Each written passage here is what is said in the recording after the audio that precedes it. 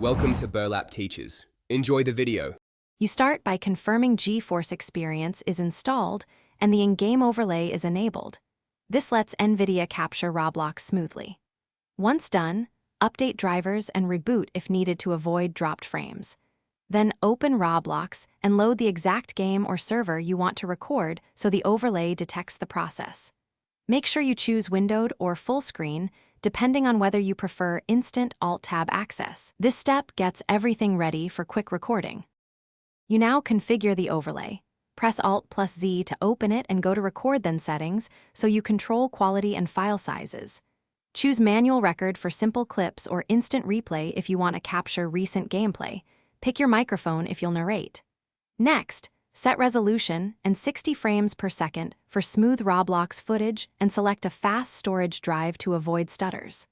Finally, verify bitrate and encoder NVENC to balance quality with performance.